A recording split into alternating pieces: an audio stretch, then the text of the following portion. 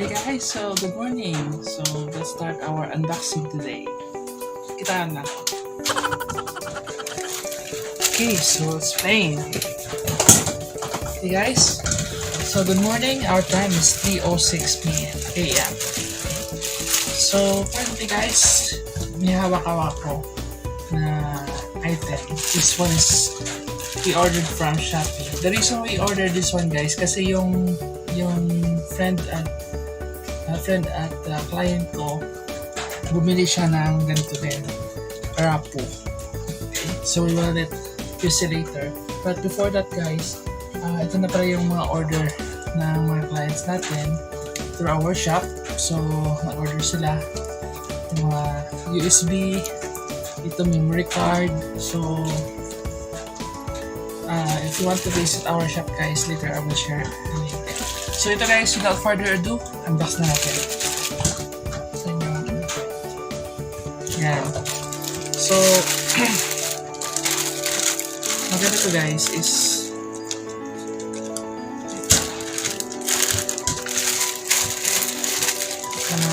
medyo may kabigatan siya guys. May kabigatan siya kasi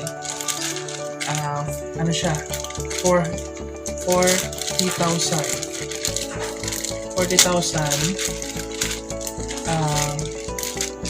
milliampere.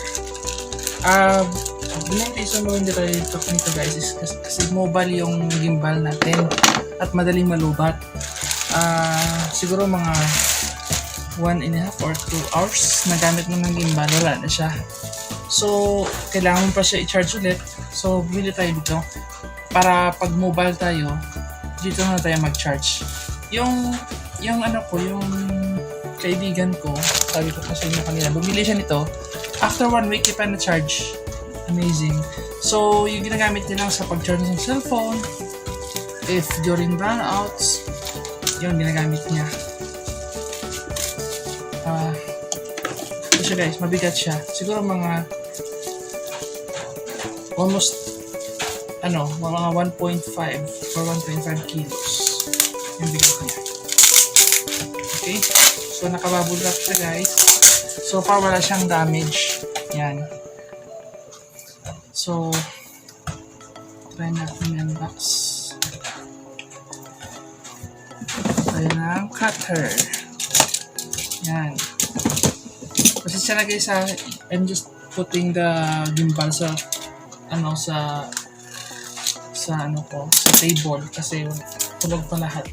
Alas 3 pa lang ng umaga. Kasi we are working graveyard. Yan. So, hindi ko siya sasirain guys yung plastic kasi nire-recycle ko lang siya if mayroong nag-order sa shop natin kasi yun nga, save the earth, diba?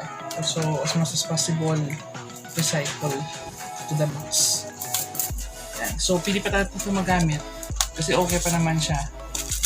Pili natin siyang later ibalot sa mga USB drive, yan. Kung ano mga previous dyan, ilagay natin sa store natin. So, yan. So far guys, wala siyang damage. Nakita ko guys sa ito yung pinaka more affordable na power bank. Kasi yung iba, ayan may seal pa.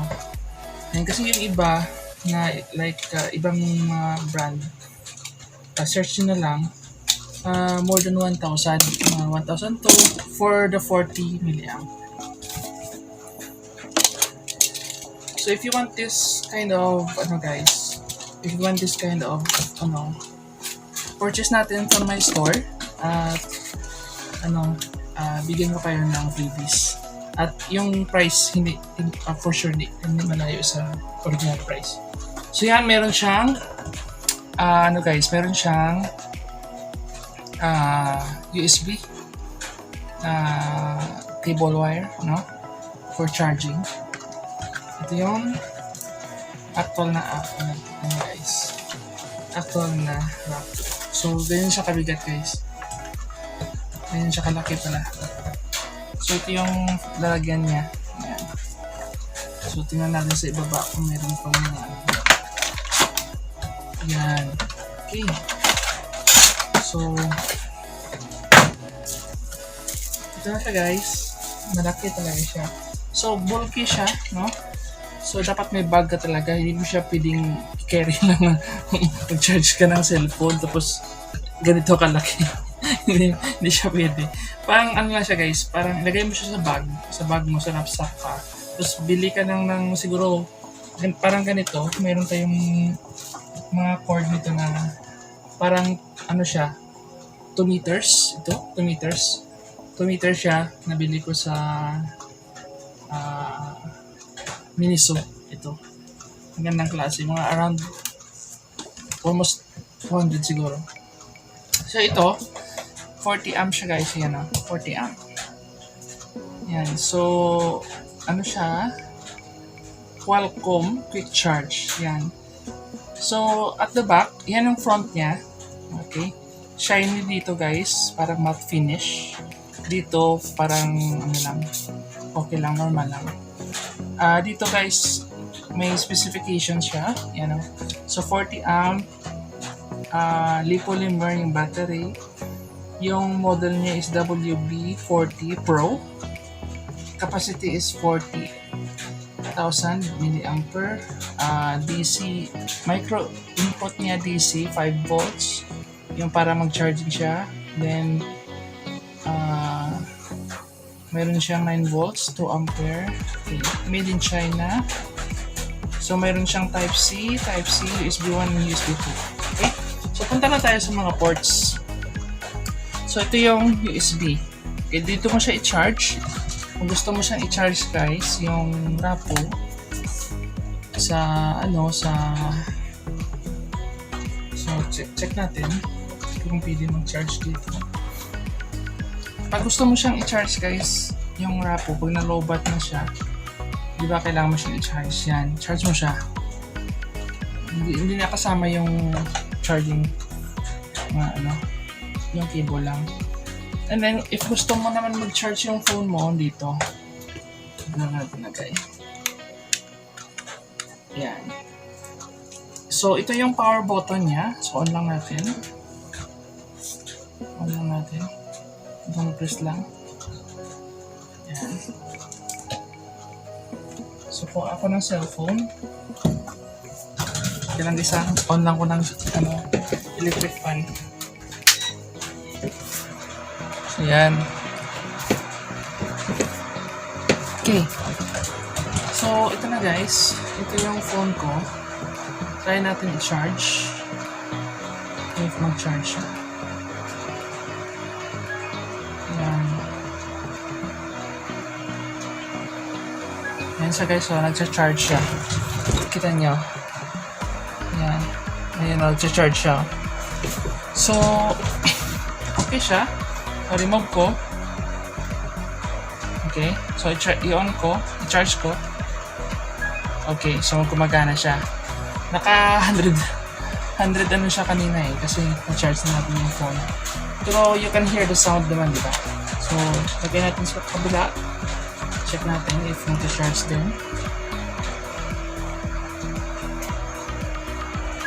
Okay. So, it's charging pa rin. So, okay yung ports. Itong isa, ito yung for the USB guys na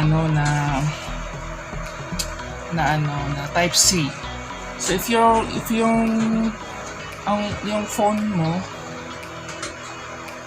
pag gusto mo siya i-charge sa Type-C, pwede din. Okay, so i-charge mo siya ang Rapoo for the Type-C, pwede din. Yan. So, kung meron kang Type-C na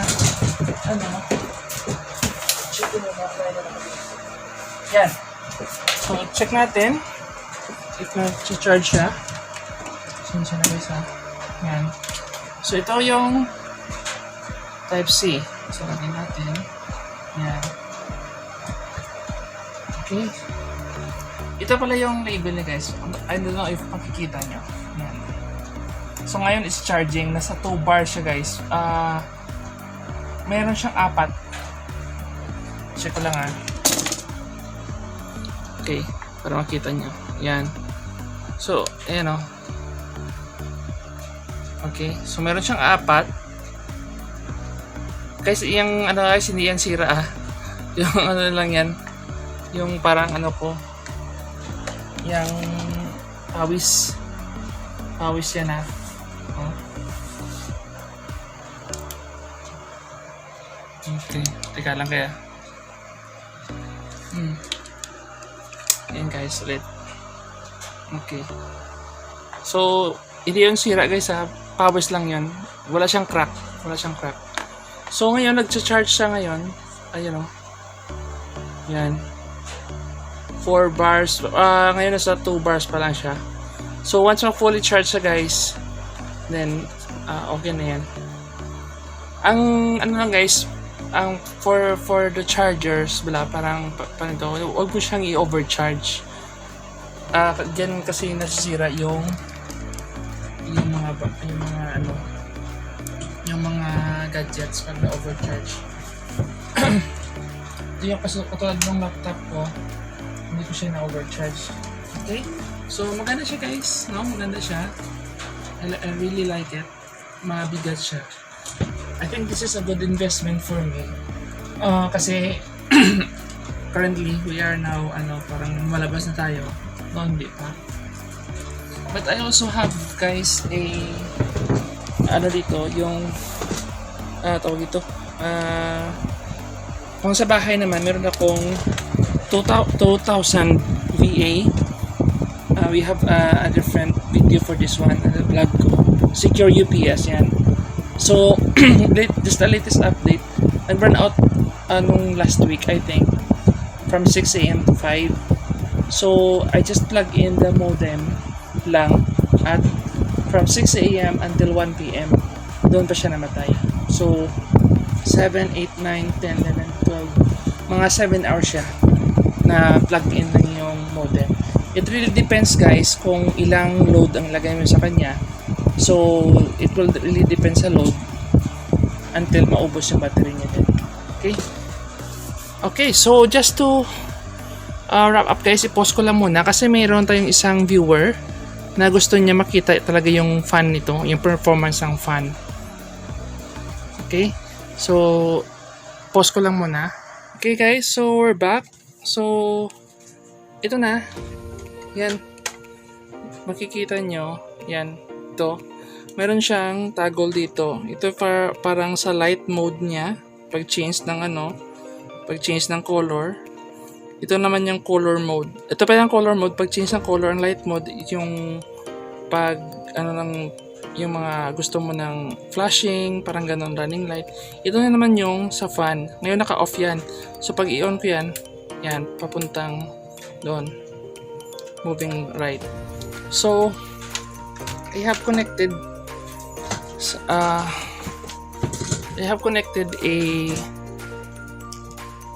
ano dito guys, I have connected the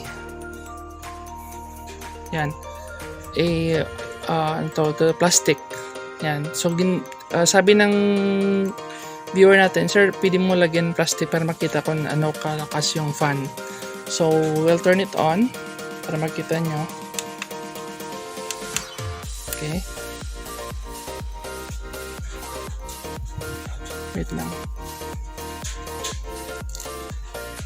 Yan. So yan, pinakasagad na yan guys. Ito yung pinakahina. Yan. Ito yung pinaka full. Yan. Sa guys, hindi mo talaga makikita sa naked eye. Teka lang, kuha lang ako ng tissue ha. Try ko tissue. Okay guys, so we're back. So ito na guys. Itong mga modes niya. Yan. Pushing ito. Mag-change siya. Yan. So ito yung fan niya. Patayin ko muna para makita niyo talaga.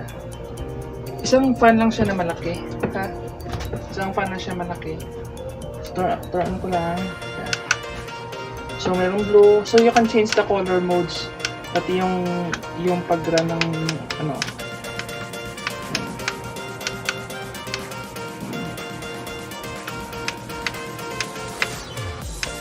So, ito yung pag-change ng color, yung sa buong button. Ito naman yung sa dito. Gusto mo flashing. Yan. So, meron din siyang rainbow. Yan. So, on ko na guys yung fan niya. And, naka-off yan. Okay. So, on ko. Full. Yan. So, parang dito, hindi mo ma-feel, parang,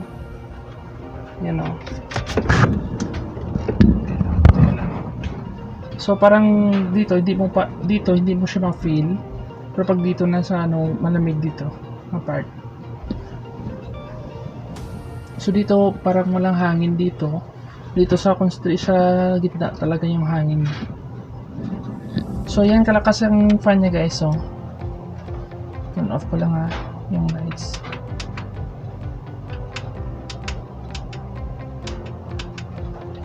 Ito pala. Yan. So, mayroong mode siya. Pwede ko siyang i-middle. Yan, off. Yan, off na yan. Yan. O on. Full blast. Yan. Yan. Hopefully na-answer natin kuya yung tanong mo ha. Sige, salamat. Thanks for watching. Okay guys, so let me remove that and put my... So this is the orders of our client. Ito pala yung guys, may review din ako niyan sa Seagate. Ito, may review din ako dito. Ito may review din. Ito wala. Okay? And we have the alcancía for yung parang sa mga income natin dito pagpasok. Okay. So, okay na guys, going back sa Rapoo natin, check natin.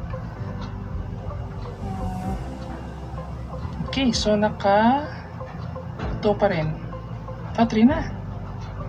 3 going 4. Yan, kanina yung nagpo-flash yung ang pangalawa. So ngayon, 3 going 4 na siya. Okay, so thanks for watching. Hope you like this review. And don't forget to subscribe. Bye-bye.